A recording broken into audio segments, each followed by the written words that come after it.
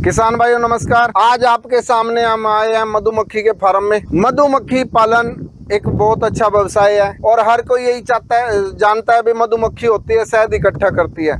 आज आपको बताएंगे भी मधुमक्खी कितने तरह की होती है और उनके क्या क्या काम होते हैं, कैसे वो शहद इकट्ठा करती हैं और कैसे वो वर्क करती हैं, काम कैसे करती हैं, कौन सी मक्खी का क्या काम होता है। देखिए, बेसिकली 3 तरह की मधुमक्खी होती हैं। जैसे हिंदुस्तान का प्राइम मिनिस्टर है, राष्ट्रपति है, इस तरह इसमें एक ना प्राइम मिनिस्टर होता ना राष्ट्रपति होता, सर्वोसर्वी एक ही होती है, क्वीन रानी। जो रानी मक्खी होती है वही सर्वोसर्वी है और वो एक बॉक्स में एक ही होती है और दूसरी मक्खियों से वो 2.5 गुना लंबी होती है और ये लगातार दिन रात अंडे देती है।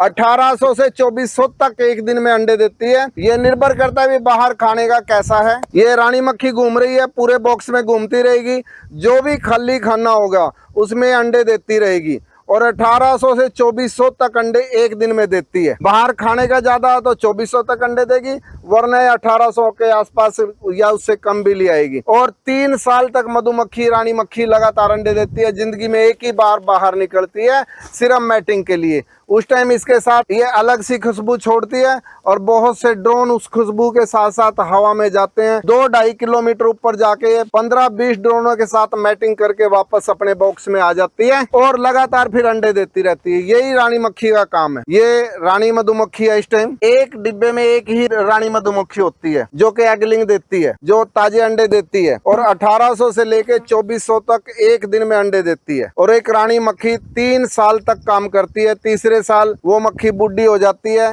ये उसके पंख काट के अपने आप बाहर गेर देंगी और जो ताजे अंडे को उसमें से नई मधुमक्खी ये रानी मक्खी बना लेंगी। तो इस तरह से एक रानी मक्खी एक बार सिर्फ जिंदगी में बाहर जाती है। दूसरे होते हैं ड्रोन। ड्रोन का जैसे मैंने बताया, उनका एक ही काम होता है, सिर्फ रानी मक्खी से मैटिंग करना, वरना वो कुछ काम नहीं करते, सिर्फ खाने का काम करते हैं। तो ऑफ सीजन में ये मक्खी अपने आप उनके पंख काट के डिब्बे से बाहर डाल देती है। आज इस टाइम में क्योंकि ऑफ सीजन चल रहा है, बरसात का दिन है, तो बाहर नेक्टर पर इनको कम मिलता है, खाने का सामान कम मिलता है, तो ड्रोन की जो संख्या बहुत कम कर रखी है। जब इनको ड्रोन की जरूरत होगी तो अपने आप ही ड्रोन बना लेती हैं। वो रानी मक्खी पे निर्भर करता है, वो ड्रोन के अंडे देगी या वर्कर के देगी। तीसरी मक्खी होती है, मैंने 2 तरह की मक्खी बता दी, रानी मक्खी, ड्रोन मक्खी। तीसरी मक्खी होती है वर्कर। वर्कर पे ही सारा काम एक कॉलोनी जो निर्भर करती है वो वर्कर के ऊपर करती है। किसी फैक्ट्री के अंदर जितने अच्छे वर्कर होंगे उतनी अच्छी वो कॉलोनी चलेगी और दूसरा उसका मालिक जितना अच्छा होगा उतनी अच्छी मैनेजमेंट होगी। तो रानी मक्खी और वर्कर के ऊपर ही पूरी कॉलोनी का काम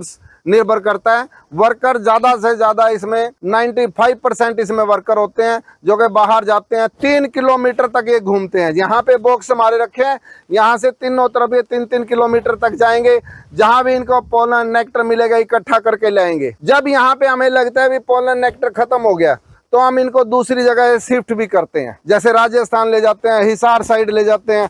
आज तो ये हमारा फार्म करनाल में रखा है, फिर इसको हम ले जाएंगे राजस्थान, ले जाएंगे बाजरे पे, सरसा, रोहतक, इधर ले जाएंगे, नारनौल साइड ले जाएंगे। तो इस तरह से शिफ्ट भी करते हैं। अब जब हम ले जाके इसको दूसरी जगह शिफ्ट करते हैं, इसके वर्कर बाहर निकलेंगे, वो पूरे एरिया में घूम के आएंगे, वो वापस डिब्बे में आके फिर एक अलग तरह का डांस करेंगे। उस डांस से वो वर्कर समझाते हैं भी कहाँ पे कितनी दूर पे पानी है, कितनी दूर पे खाने का है, कितनी दूर पे घूमने का, सारा कुछ वो आके अपने ये जुबान से नहीं बोलते, ये अपने डांस के द्वारा बताते हैं। वही इनके एक्शन होते हैं, उसी से सारे वो समझ जाते हैं कि खाना किधर है और नेक्टर पोलन किधर है, पानी किधर है। वो आके सारे कॉलोनी को समझाती है। बीच में मक्खी खड़ी होकर डांस करेगी और सारे देखेंगे, उससे उनको गाइडेंस मिल जाती है। और ये बॉक्स रखे और वो बॉक्स रखे, देखिए पास पास रखे हैं। इस डिब्बे की मक्खी उस डिब्बे में नहीं जाएगी। ये हवा के अंदर, जैसे हमारे एयर के अंदर हमारी फ्लाइटों के रूट बने होते हैं, ये अपना रूट बना लेती है और उसी रूट से सीधी अपने ही बॉक्स में आएगी, दूसरे बॉक्स में नहीं जाएगी। देखिए कितना इनको ज्ञान है। किसी स्कूल में नहीं जाते, कोई इन्हें सिखाता नहीं है, कोई कंप्यूटराइज इनको इंस्ट्रक्शन नहीं देता, पर भगवान ने इनको इतना समझदार बनाया, इस बॉक्स की मक्खी उस बॉक्स में नहीं जाएगी।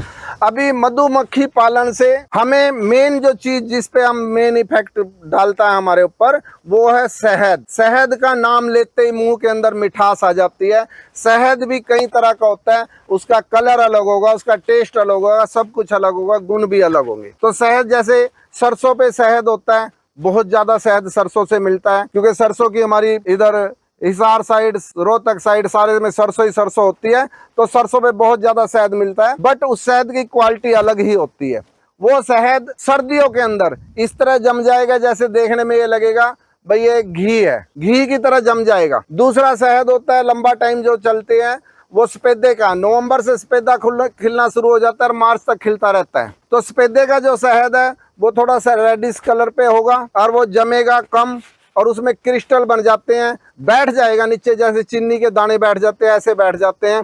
आपने देखा होगा कहीं के ऊपर तो शहद घूम रहा है, नीचे चीनी के दाने बैठे हैं, तो लोग कहते हैं इसमें तो चीनी मिला दी है। वो चीनी नहीं मिलाते, बल्कि शहद पे निर्भर करता है भाई वो किस चीज का शहद है, उसकी अलग अलग क्वालिटी होती है। फिर हम आ जाए बरसीम का शहद। बरसीम का शहद, जब बरसीम पे फूल आता है, उस फूल से इनको नेक्टर अच्छा मिलता है, तो व्हाइट कलर का होता है, ट्रांसपेरेंट होता है, बहुत सुंदर शहद होता है। लीची का शहद, लीची के शहद भी व्हाइट कलर का होता है और जम भी जाता है वो, बट उसका टेस्ट अलग ही होता है। लीची का शहद, अगर लीची के बाग में आपने डिब्बे रख रखे हैं, वो शहद खाएंगे तो आपको फ्लेवर भी लीची का आएगा।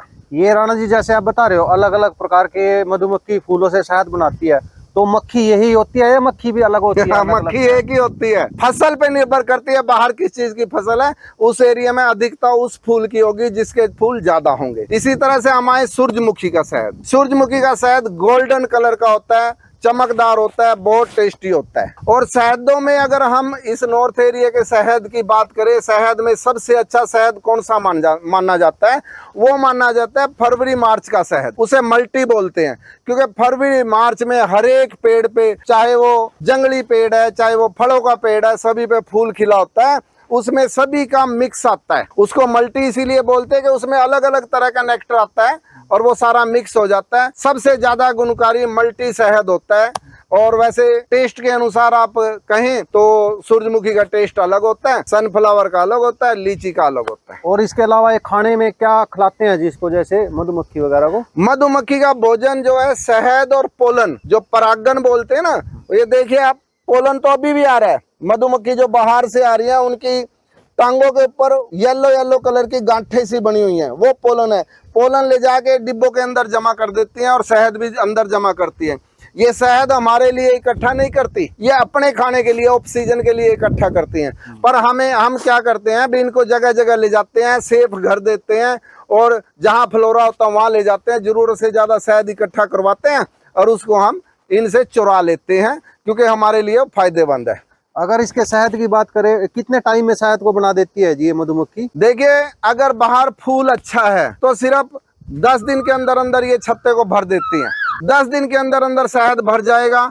जो भी सील होगा, सुपर जो होंगे, सुपर के अंदर शहद इकट्ठा होता है।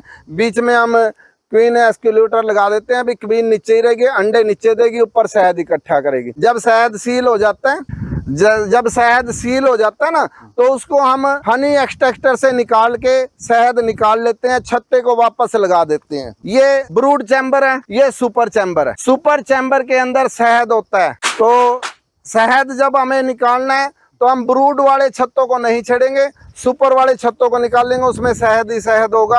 अंडे हम नीचे दबाते हैं, निचले वाले बॉक्स को ब्रूड चैम्बर कहते हैं, ऊपर वाले बॉक्स को हम हनी चैम्बर कहते हैं। आजकल ऑफ सीजन है, इसलिए शहद कम है। और जब हमें ये लगे भी मक्खियों पे अंदर छत्ते में भी शहद नहीं है और बाहर से भी कुछ खाने को नहीं मिल रहा है, तो हमें इनको फीडिंग करनी पड़ती है। ये देखिए, जैसे ये निकालते टाइम इधर से टूट गया, ये देखिए ये शहद निकल रहा है। इस तरह से ये शहद इसके अंदर सील कर देती हैं, और जब इनको जरूरत होता है तो तोड़ के निकाल के खाती भी हैं। ये देखिए, जो सील्ड छत्ते होते हैं उन्हीं को निकालते हैं, उन्हीं में से शहद निकाल, ये शहद है। और ये जैसे सुनने में आता है, कौन से फ्लावर का शहद ये सबसे महंगा होता है जी? अगर बात करें शहद की बात करें तो अलग अलग शहद का मतलब के प्रचलन है। जैसे यहाँ के हमारे एरिया का अगर शहद देखा जाए, लीची का बहुत अच्छा होता है, और डिमांड सबसे ज्यादा मल्टी, जो मैंने बोला ना, फरवरी मार्च का जो शहद होता है, उसकी रेट अच्छे मिलते हैं, क्योंकि मल्टी में सभी तरह के फूलों का नेक्टर आ जाता है। मधुमक्खी शहद को जब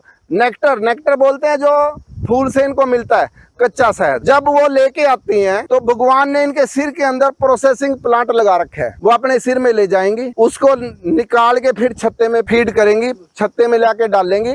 जो हमें हजम करने का, हमारी जो डाइजेस्टिव सिस्टम है, हजम करने की जो प्रक्रिया वो मधुमक्खी कर चुकी होती है। इसीलिए जब बच्चा जन्म लेता है सबसे पहले उसको शहद चटाते हैं। क्यों चटाते हैं?